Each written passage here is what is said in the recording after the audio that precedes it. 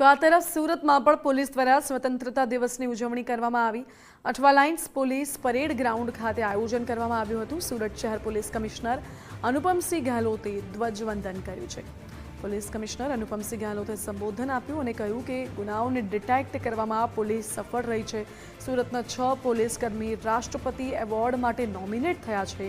Traffic સિગ્નલની સારી અમલવારી સુરતમાં થઈ છે અને હેલ્મેટ માટે પ્રજાજનોનો સાથ પણ મળ્યો છે, જેથી 30 થી 40% અકસ્માતો ઘટ્યા છે। સાયબર ક્રાઇમની ઘટનામાં પોલીસ લોકોને રૂપિયા પરત અપાવે છે અને તેરા તુજકો અર્પણ કાર્યક્રમમાં 1000થી વધુ કાર્યક્રમ કરવામાં આવ્યા છે। સુરત અંગદાનમાં પણ પ્રથમ છે, તેમાં પણ પોલીસ કામગીરી કરે છે અને પોલીસ દ્વારા ગ્રીન કોરિડોર પણ તૈયાર કરવામાં આવે છે।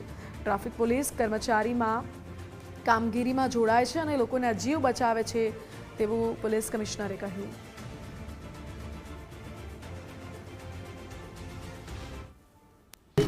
અમે લોકો એક એવા યુનિટમાં છીએ સુરત શહેર પોલીસ કે જે પૂરા દેશમાં સૌથી સારા જો ડિટેક્શન ગુનાઓમાં થતા હોય છે, ગુનાઓના પ્રિવેન્શન કરવામાં આમાં જો સુરત શહેર જો સદૈવ અગ્રસર રહે છે, એના તમામ શ્રેય અમારા જેટલા બી અમારા કોન્સ્ટેબલરી સ્ટાફ છે એના લઈને અધિકારીઓને જાય છે અને એને જ પરિણામ રૂપે ગઈકાલે જ્યારે અમારા દેશના માનનીય રાષ્ટ્રપતિ સાહેબ તરફથી